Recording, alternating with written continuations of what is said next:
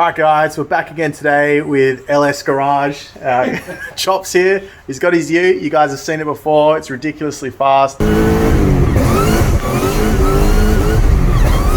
But unfortunately today, his supercharger is feeding him enough boost to lift his heads, and it's been a little bit of a problem in the past. It's come and gone, but it has been lifting the heads and pushing a little bit of coolant on boost. So today we're going to pull the heads off and have a look and see what we can find. Hopefully rectify this issue.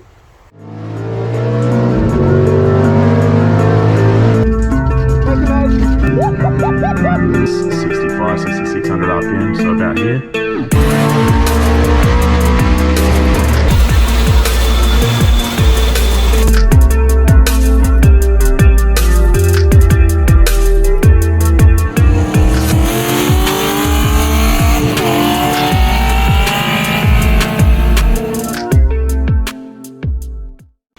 Alright, for those of you that don't know, this is Chop's E2 Maloo.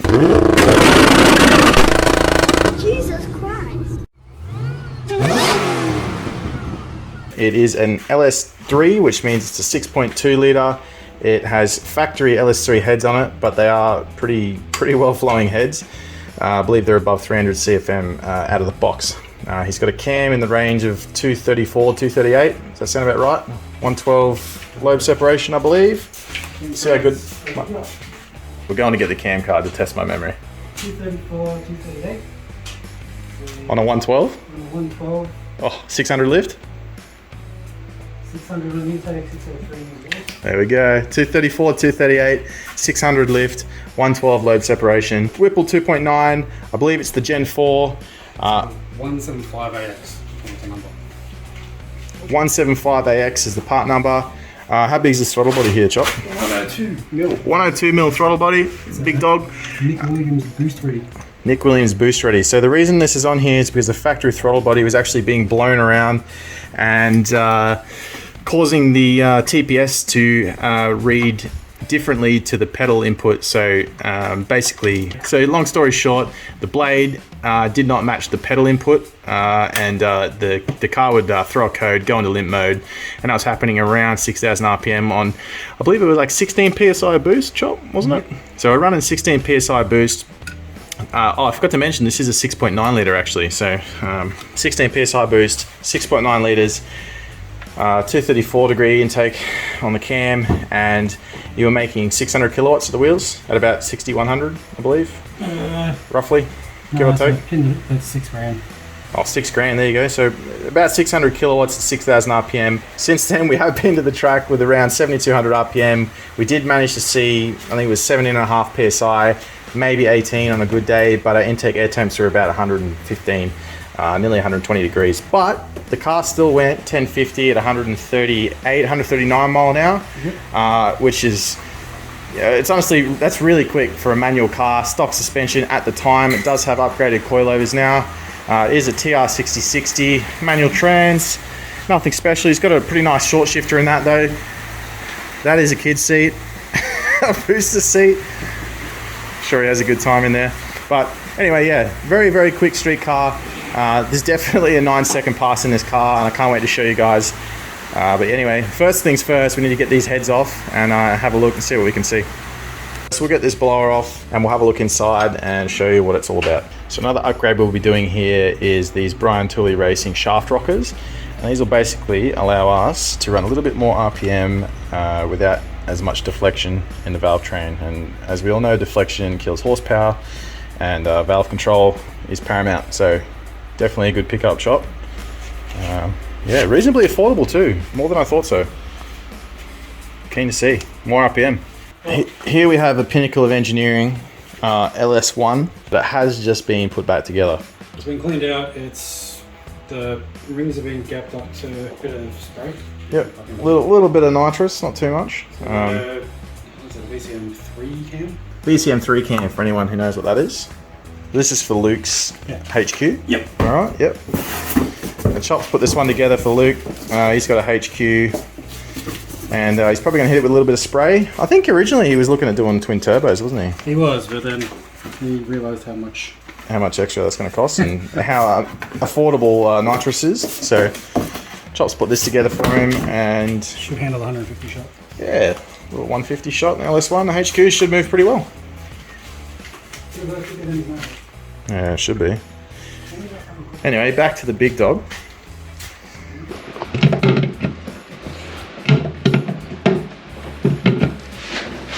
Oh, the fucking bolt's still in.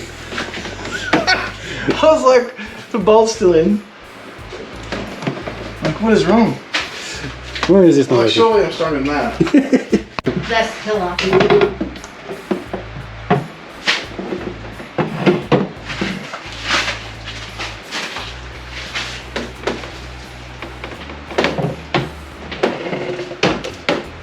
Oh man, that's pretty heavy.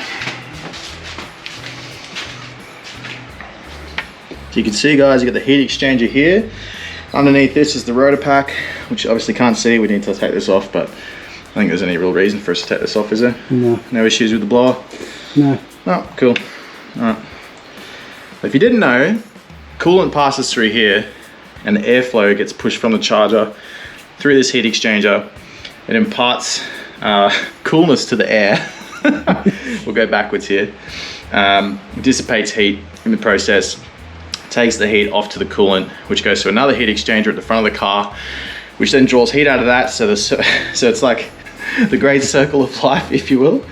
And there you get some nice cool air into your engine, and yeah, well, cool enough anyway. I think our intake temps are still well over 110 last time, but we were a few runs in, so. A few runs in, ambient temps of mid 30s. Well, yeah, it was high 30s actually. I think it was like 38, 39 degrees last time we're at the track. Whereas once you got intake temp, well, ambient temps of anything below 20, it's about a 20-degree delta between ambient and Really? intake. Well, okay, there you go. 20-degree delta between intake, air temp, and the charger temp if the ambient temperature is below 20 degrees. So basically we're saying that if you've got 10 degrees ambient temperature of the day, the charger will only be seeing 30 in the 30s. So we need to get this thing back in winter. Try for that 9 now that we've got the new suspension in.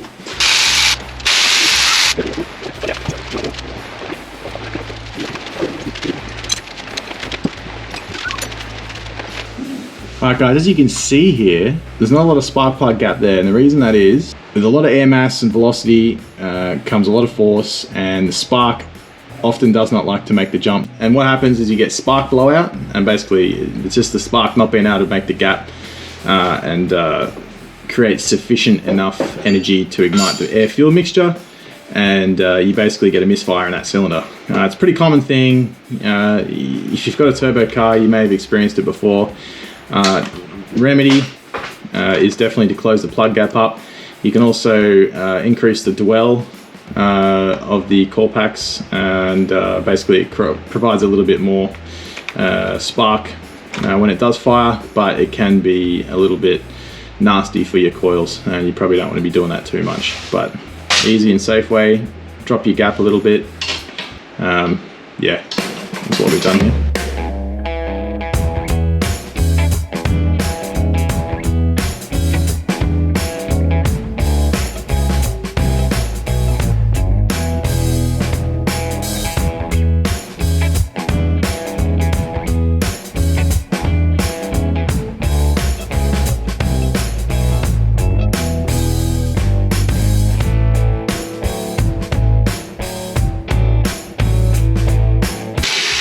It's a well-maintained engine.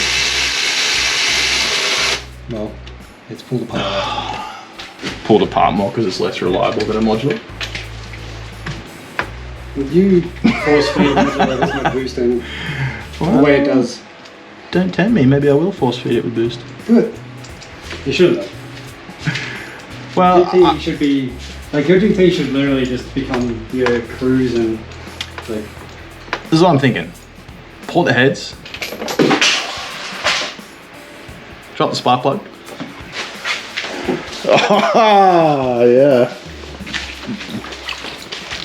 Sorry, mate. Yeah, you're using the spark plug socket to like widen it out, right? I was, yes. So the spark plug socket's probably in there too. Well, oh, it's not in there. So Chops just asked me how my extractor removal experience was for this thing, and unfortunately I have to tell you that it was a little bit easier than the modular. And that was the hard one. I think it was six bolts aside. 6 bolts aside. Six- 6 bolts plus the 2 manifolds, so 8 bolts total. 8 bolts, including the manifold bolts. Oh, sorry, you have to The exhaust undo bolts. the steering shaft as well. And you have to undo the steering shaft. Total mess. You don't want to do it, trust me. It wasn't that bad. He's got heat wrap on him and my hands are completely covered in that bloody fiberglass, so I was hoping this one was already done, but it looks like I'm getting back under the car to get more fiberglass on me. Sorry, Chop, tell us about what happened with the factory radiator. So when I pulled the factory radiator out of it to put a big one in it, Yeah. it had ballooned out on the sides. That radiator had seen some shit. It's seen some boost. That's the same radiator it had in it when it lifted the heads the first time and it bent them. Yeah, so you did go to the drags the first time. You did 4th gear pull and pulled nearly 140 mile an hour. And it had like 22 degrees of timing in it, I think, in the low end. 20 degree, I think. Around 20 degrees of time. Had a lot of timing in it, and I believe it was like 12 to 1 back then. 12.2 to 1 comp. 12.2 to 1 comp. 16. Had 16 psi in it with around 20 degrees of timing. It was too much for the factory head bolts, and Front and rear lower. actually they weren't factory head bolts, were they? They were No, out. they're studs. Alright, so it was too much for the studs. It just lifted the heads and bananaed them, so they needed a fair bit of 15. I think it took 15 thou to flatten it back. took 15 thou to flatten it back out. Wow. And he took his factory radiator out and it was ballooned on the outside, as he said. Turbos are nice. Turbos, yeah. Well, I mean, I guess with the turbo, you do have you're not having to use 150 extra horsepower to drive your supercharger. You're also not also not feeding 900 odd foot pound in a half engine. Well, that's a big thing as well. You know, like when you've got a lot of compression, you've got a lot of the burn rate is very high, and often it beats the piston on the way down. So the amount of force actually applied to the top of the piston and the crank and the whole rotating assembly is more when you're feeding it, 16 psi at 2,000 rpm than you would generally see at a turbo coming on at 4,000 rpm or something like that.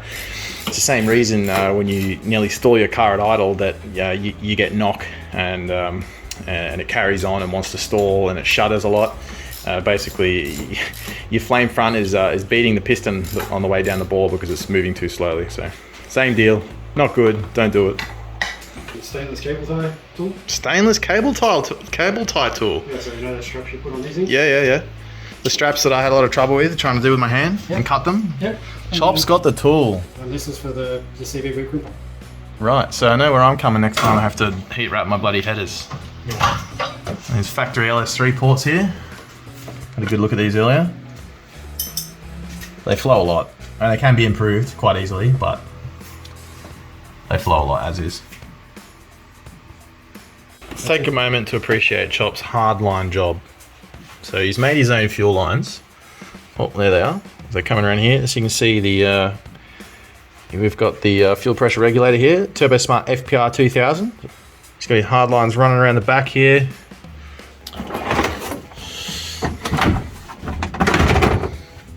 So in the secret nitrous compartment here, got ourselves a nice little surge tank. I believe it's 3 Walbro 460s contained within this swirl pot, some of you may call it. Hard lines to the front. Pretty nice little job there, I think. All home fabricated. Chop's pretty much done everything on this car himself. Made his own little catch can here. You wouldn't call it little. Made his own big catch can here. It's like a 5 litre fucking 5 litre catch can. Doesn't fill up though, does it? No. No. Well, shit's in Breathes pretty well. So I think we're going to empty it now, it looks like. So how long's it been since you have emptied this? 6 months. 6 months? 6,000 Ks and 6,000 Ks, and how many passes? probably 15? 14 to 16 passes. Yeah, so 15 odd passes down the strip on 16, 18 PSI. Keep in mind it is a built bottom end. So these new head gaskets are a little bit thinner, so we're probably looking at around 10.8 to 1. So we won't be any going at snail pace, will we? No. I'm looking at this millipede here. Let's see, what do we got?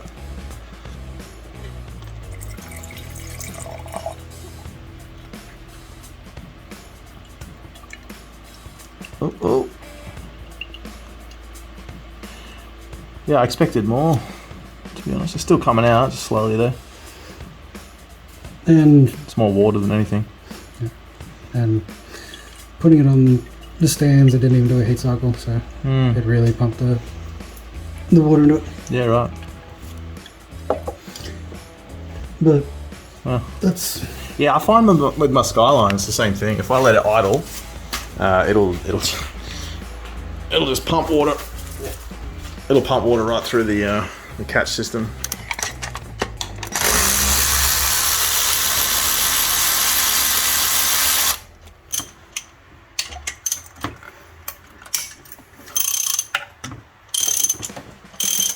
It's pretty clean, folks. Chop keeps his cars in tip-top condition. Plenty of oil changes. So as you can see here, guys, we have the old traditional rocker arm push rod setup. So usually a limitation of 2-valve engines here, or non-overhead cam engines, is that valve control becomes difficult because you have a lot more moving parts. You got the push rod, you got the lifter, you got the big old rocker arm here. Usually pretty heavy valve. So Chop has ordered his shaft rockers from Brian Tooley Racing, and yeah, should allow us to control the valves a little higher RPM, get a little bit more power out of the car, because it was still climbing at the 7200 RPM limit previously. So a little more RPM, hopefully a little more mile per hour at the strip. We'll get pulling these off now though, and hopefully we'll have these heads off pretty soon.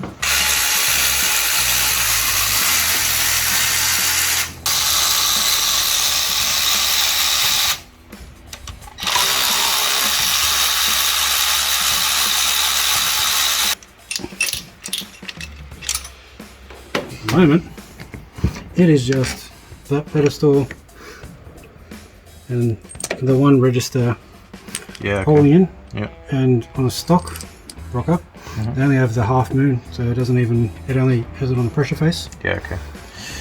Yeah. Not as good as the setup to come, hey? Yeah, and this did 7200 RPM for years. Yeah. Easy. But there will be more to come. Really? What kind of push rods are they? Alright, so we were doing a little bit of troubleshooting here. So what we did is, because we had issues with pushing coolant, we decided, well, firstly, I undid the first bolt here, and I noticed it didn't feel quite like it was as tight as it should have been. So I put the torque wrench on the next nut here, and had a feel. So ARP recommends 80 foot-pound. What we did was set the torque wrench to what it was torqued to originally, and basically tried to do it up in the hopes that it would click off immediately. It did not. I probably got about a quarter of a turn out of it, at which point I stopped, because we already know that it wasn't as tight as it needs to be anymore, and now we need to find out why. And I'm hoping, for Chop's sake, that it's not that the bolts have stretched, because, or the studs have stretched, sorry, because the next step up from these is the 625s, and they are, what, $1,900 for a set? 1800, but you gotta find them first. All right, little update. We have all of the valve train out. Right now we're just pulling the last few head bolts out, and oh, sorry, the head studs, I should say. I need to still take the ones out of the side here, the passenger side here, and yeah, it should be good to pull the heads. This is the front head bolt on the passenger side. Nice and oily, as you can see.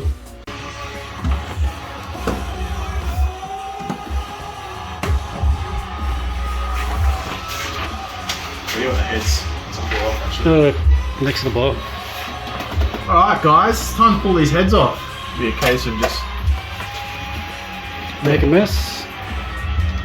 Oh man, I forgot how light these heads are.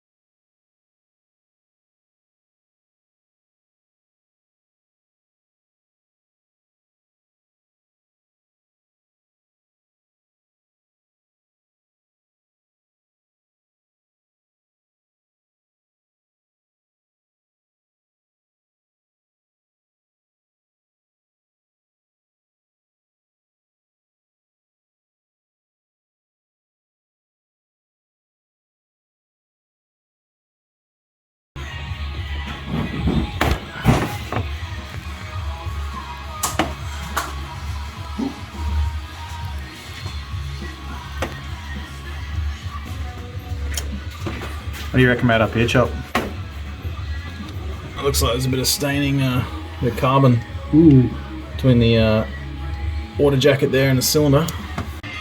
Alright, check this other head out. Let's put the back up first. Get a hang of it. Thank you.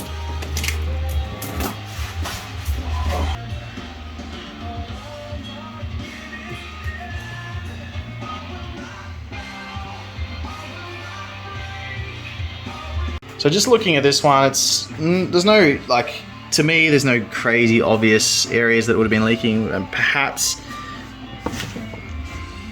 if anything, maybe just down here, but it's not as bad as the other head. And to be honest, the other head wasn't that bad at all. There was only one area on the block that we could see on the rear of the head, up between this cooling passage up here, that looked like it might have been leaking. It was not really torched, but there was a little bit of carbon build up between the water gallery and the actual cylinder. So yeah, it doesn't take much. Really, the problem was that it would push a little bit of coolant and then it would overheat, and that's probably just due to a little bit of air getting in here.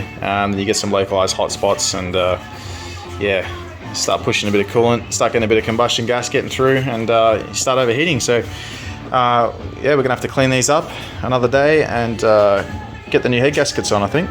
But stay tuned for that. Quick look at the block.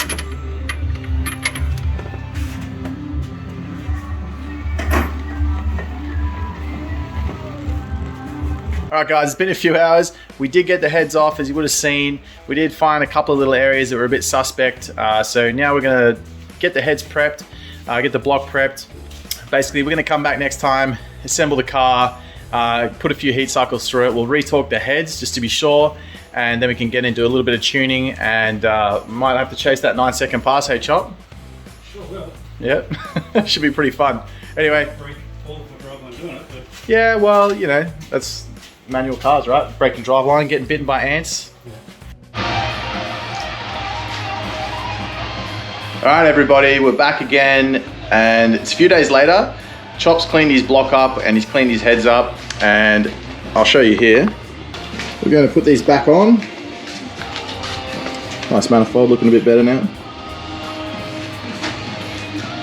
So today's job is to put all this stuff back together, get it all torqued down. Anyway, yeah, so we'll do a couple of heat cycles with this once it's all back together. Then we'll retorque it, and hopefully these heads stay down as time.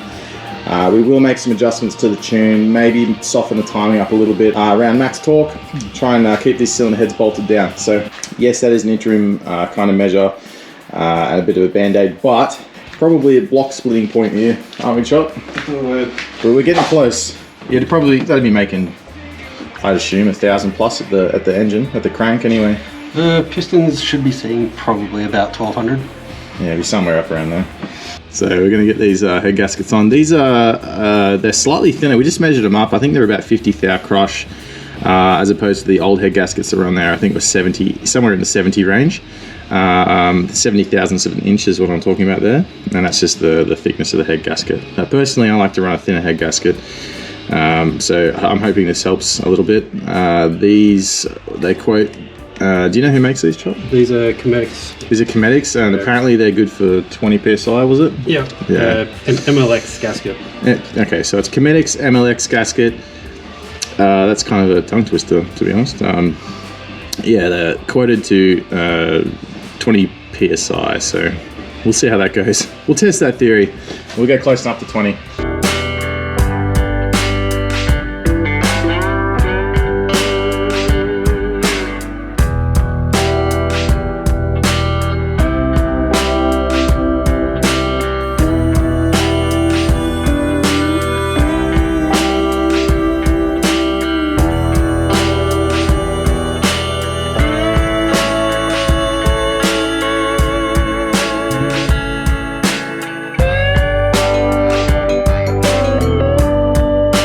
Alright, so we've got the left-hand head and, alright, so we've got the passenger side head sitting on here with the ARP studs in it, and something that we want to talk about is the lubrication of these things. So with every bolt and every torque, there'll be a wet and a dry torque. And basically a dry torque is when you don't have any lubricant on the threads. And basically the difference is that when you apply lubricant, namely ARP lubricant here, the force that you apply to the nut will change depending on whether it's wet or dry. So if you have a wet torque, or if you have a dry nut on the top of here, which we'll do, I was trying to do this with one hand for you guys. So if there's no lube on here and this is dry, and you're applying say 80 foot-pounds of torque, and it takes 80 foot-pounds of torque to turn this, the amount of force that's applied to this stud will be less, because you are losing force to friction basically inside the nut here in these threads. So when you lubricate it, it makes it a lot easier for the thread to turn when it's under pressure, and the torque that's generated and the force applied to the actual bolt or stud itself is a lot greater. So 80 foot-pounds with a dry nut will not be equal to 80 foot-pounds with a wet nut, if that makes sense to you guys. It just won't be, it'll be less. And the same thing that you may run into is if the torque is a dry torque, which they do exist, and you wet torque it, you're going to be over torquing it by a lot. Okay, so keep that in mind. Another thing that Chop's doing in here is he's lubing the washer here, and basically that is so that nut that we talked about can rotate freely on the washer, and there's no frictional losses as well, because for it to be a wet torque, everything needs to be wet basically. So make sure you keep that in mind. Hopefully you guys don't lift your heads or pull any studs out of the block, which is worse. Anyway, let's get back to it.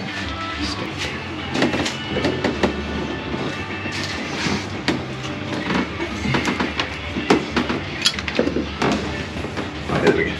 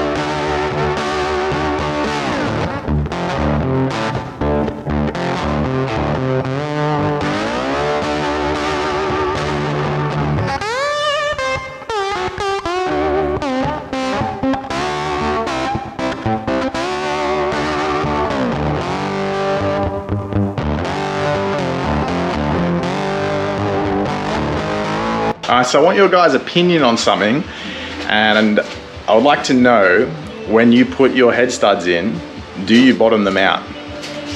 Or do you bottom them out, wind them back half a turn? Do you put a ball bearing under them? I know some people do that. Yeah, what's your thoughts on that? So cast iron or alloy, if you have a different opinion of each, let me know. A lot of people like to wind the, say an ARP stud, like to wind the stud off the floor, off the block. What do you think? What do you think of the repercussions of not doing it or doing it? What do you like to do? And I'll let you know that we this time have decided, so for an alloy block here, we will be bottoming these ones out. Now we're not tightening them up at the bottom, we're just snugging them up, leaving it that way, not winding them back out. The theory here is that alloy expands quicker than steel, and if anything's going to expand and put pressure on it, the block will be expanding away from the bottom, so it shouldn't be an issue. That way they'll be planted, centered in the bottom, everything's good. I have done it either way. I've wound them back in my Skyline, the iron block. They are actually wound back off maybe a quarter of a turn, but to each their own. And yeah, we haven't had any trouble cracking blocks yet, so let us know what you do. Yeah, many ways to skin a cat, so to speak, so yeah, let us know.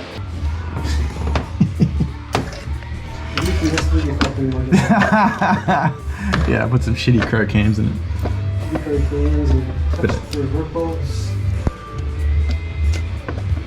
I have touched the rub bolts actually. What about that?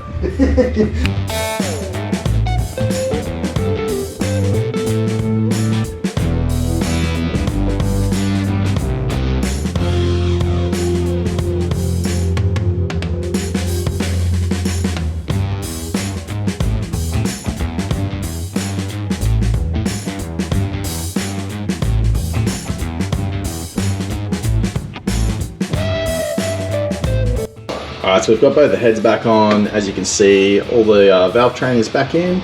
Rocker covers are on, and we're going to go to lunch. I don't know where we're going yet, but we're going to get something nice. Time for lunch. Alright, we're back. We've had our kebabs, and we've got the GoPro charged back up. So right now we're going to finish off putting these heads on, rocker covers and some earths and things like that. And then we can put the headers on and the intake manifold, then the charger.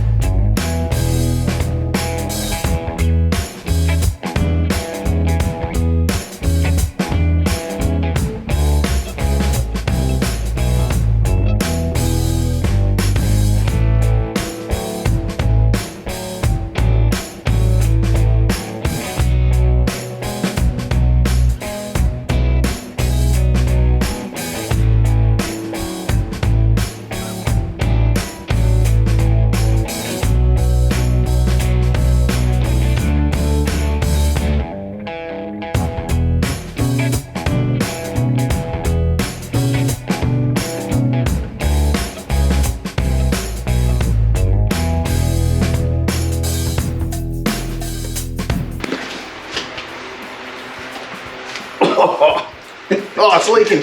Yeah, no, the heater, oh, cooler. I didn't think it was going to be this heavy when I picked this up to talk about it. Jesus. Anyway, guys, so we're putting the blower back on here. As you can see, I'm holding it like a baby. It's heavier than it looks. In case you missed it at the start, it's the Whipple 2.9 litre. I can't remember which gen it is, maybe gen 4. Runs about 18 PSI on the pulleys that we currently have. Nah, I can't do this, too heavy. Sorry. I'm just going to put it on the car. Far out. Jesus, I'm pretty strong, but my goodness.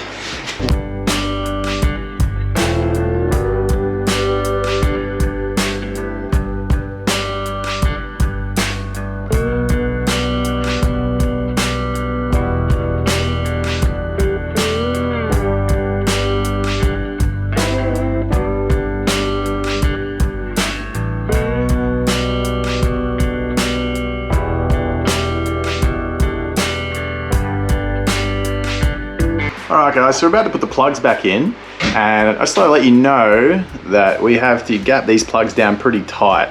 And the reason for that is that with the amount of air and fuel mixture running through here and the speed of it, it will blow the spark out, and the spark will not be able to bridge that gap, and you won't get proper ignition, you get a misfire, you don't make power, and you can hurt things. So it's called spark blowout, and if you're having trouble with it, the first thing you should do is try and gap your plugs a little bit smaller. Don't gap them smaller than they need to be, but have a go at that. If not, check your coils out. You can do things within the tune, like increase the dwell time, but it will load the core packs up more. So definitely try this if you're having issues. Chop's got his proprietary, I guess, sneaky setup here. Hopefully you guys can see that there, but yeah, he's basically using this ratchet strap to hold the tensioner, so I don't have to do it, thankfully. Anyway, we'll finish up on this and get it started. So now, we've got this nice little fixture here to help us bleed the cooling system. And we'll pretty much be ready for startup.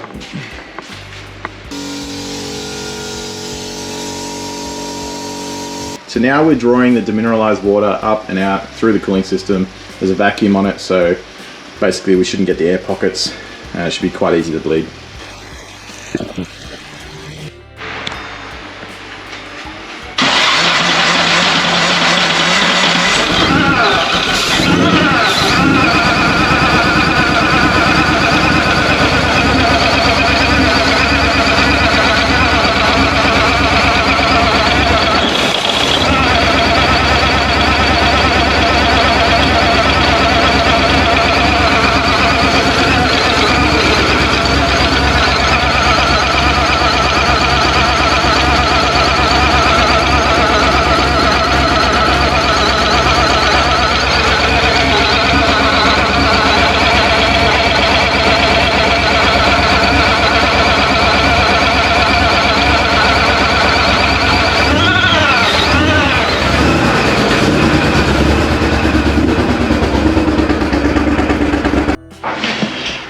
Alright guys, as you could probably tell, we were having a little bit of trouble with the car idling. So what we've done is we've had a look at the data logs, and this is an old data log of the car when it was known to be running correctly, and we're basically having a look for abnormalities in the new data log. So the biggest thing I saw was that our map here in PSI, 9.6 PSI, right? So if you have no vacuum whatsoever, you'll be seeing 14.7 PSI or thereabouts, and that'll tell you that you have a massive vac leak and all of the atmospheric pressure is reaching the cylinder without, it's obviously bypassing the throttle body somewhere. So here we have 9.6, which is pretty normal for a cammed V8 of this size. Basically, if we go to the new data log up here, I'm going to start new head gaskets, and we have a look.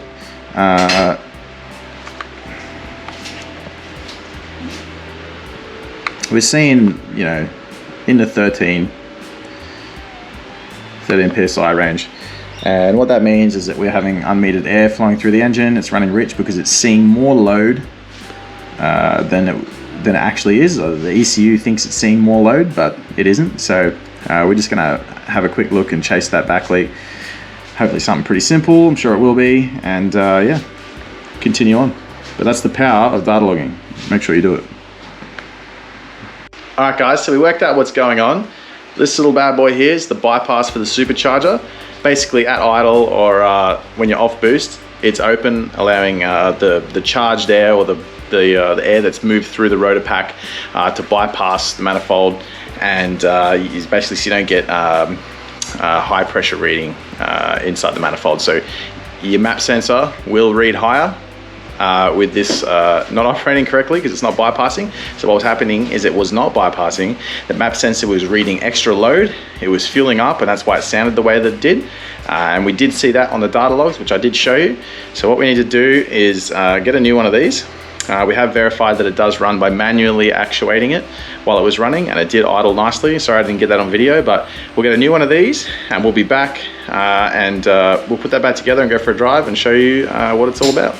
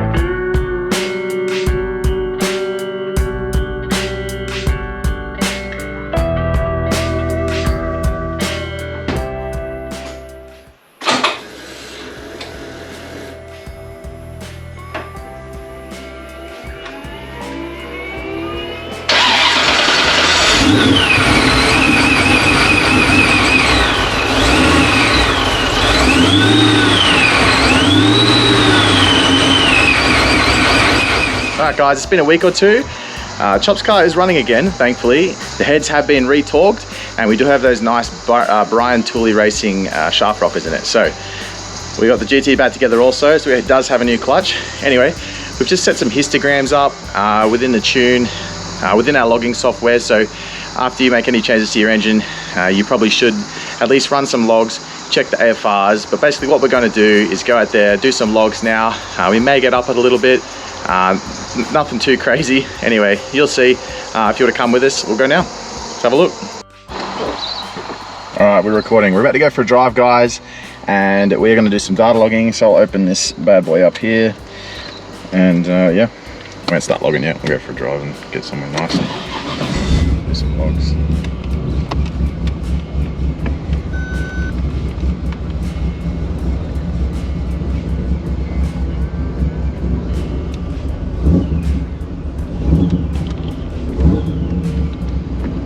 Pretty warm today.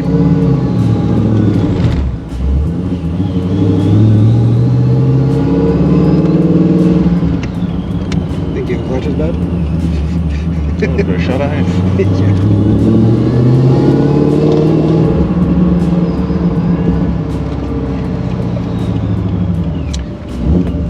So if you skip through the rebuild or the us putting the heads back on, I'll give you a quick rundown on the car. This Chop's car, it's a Maloo E2, which I believe is 2008? 2009. 2009, sorry. So 2009 E2 Maloo, 6-speed manual. We've got 323 diffs gears, I believe. It's an LS3, but it is stroked to around 416 cubic inches with a Whipple 2.9 litre supercharger. Currently running 17, 18 PSI, and the tune isn't crazy aggressive, but probably could soften it up a little bit in the low end. So what we're going to go out and do now is get some logs. We'll probably soften the tune up a little bit in the mid-range, just to alleviate some of that cylinder pressure, and stop us lifting the heads. As far as power, we made 600 variable kilowatts on a roller dyno at 6100 RPM-ish. That was on about 16 PSI with a small throttle body. Now we've got the bigger throttle body on it. We're pulling, what, 7200, probably more like 7800 with these Bright Chili Racing shaft rockets on it now. The car has gone a 1050 at 139 mile an hour on what was, well, I would consider a very average run. I don't know about you, but I'd consider a shit run. yeah, I think on launch he dropped to about 400 RPM. So yeah, it still ran 1050, so it's very, very fast. I'd assume it's somewhere around the 900 wheel horsepower mark, but it definitely has more in it. The limitation is just the factory block. So I mean, with a turbo you could probably run a little bit more power, but because this thing's taken 150 odd horsepower to turn the blower at the speed that it is, you're looking at, you know, a lot of power at the crank, if that makes sense, more than a turbo, because you don't have to drive the turbo. And a lot of it well down in the RPM where it's horrible. And it is the weirdest feeling, guys. It's like, I'm used to my cars requiring RPM to make horsepower. This car at 2000 RPM feels like a 500 horsepower barrel, like at peak RPM. It's the weirdest thing. Like the RPM's low, but yeah, it's cool. Anyway, let's get into these logs.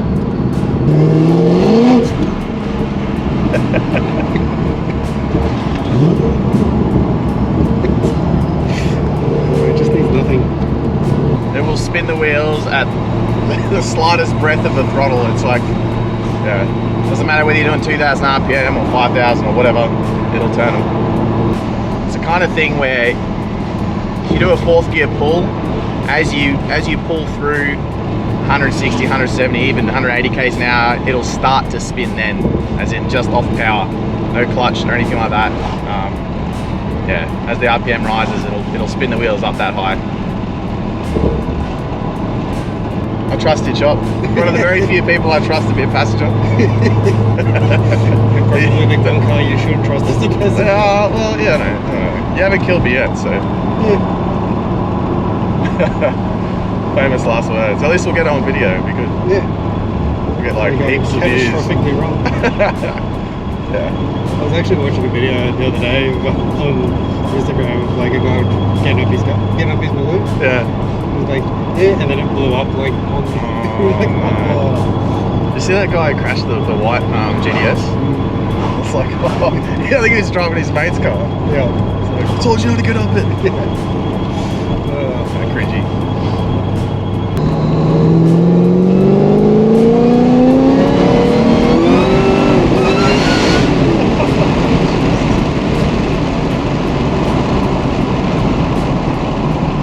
That's what I was talking about, how it'll just spin whenever it wants.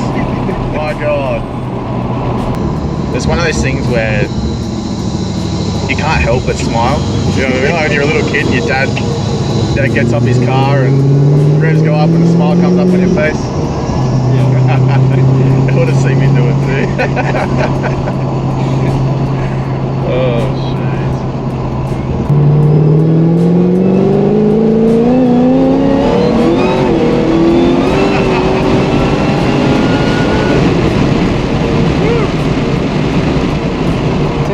It's so stupid for the street.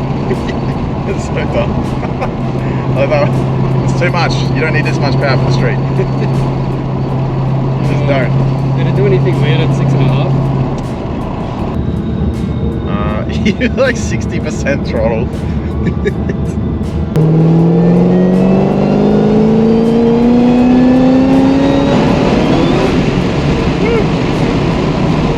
That's full good. Oh, wow. Nice to have that kind of talk, wouldn't it? Oh, well, you know, I don't.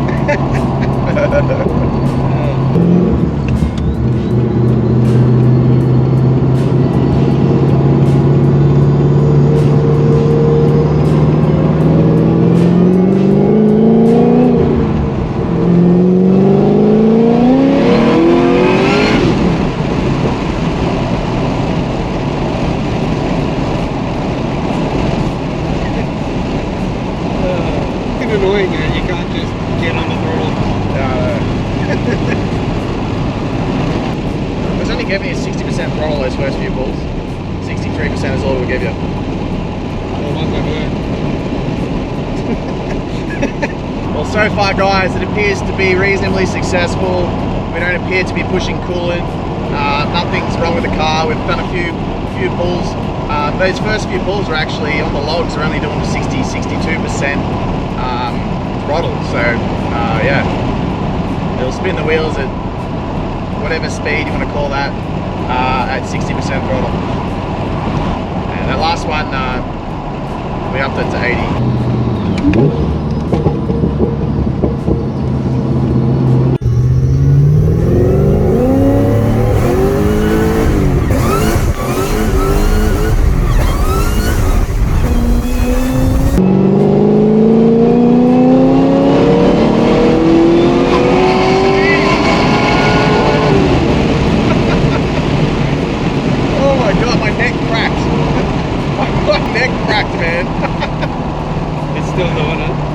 Right, so we've got an issue which we had beforehand, and yeah, my neck actually cracked. It cracked my neck, the acceleration. Wow. So we seem to have an issue at above 6,500 RPM where the throttle seems to be closing off, and we're just trying to verify that now by looking at the accelerator pedal position versus the throttle blade position, making sure they match up. Because we did have an issue with the factory throttle body where the airflow would actually move it outside the parameters set within the ECU, or the difference set within the ECU, the allowable difference between the pedal position and the throttle position, and it would throw a code and shut the engine down, which seems to be what's happening again. But we need to take this data that we've just got now, have a look through it and verify it. But look, either way, up until 6,500 RPM, my God, that thing moves, because yeah, I've never had a car crack my neck before. Did you feel the pedal change? I felt the pedal change, yeah. Yeah, managed to get some grip in third gear. Yeah, wow. Wow. Yeah, we just need my RPMs back. Yeah. I got some bleeping to do now. Okay. I got some bleeping to do now.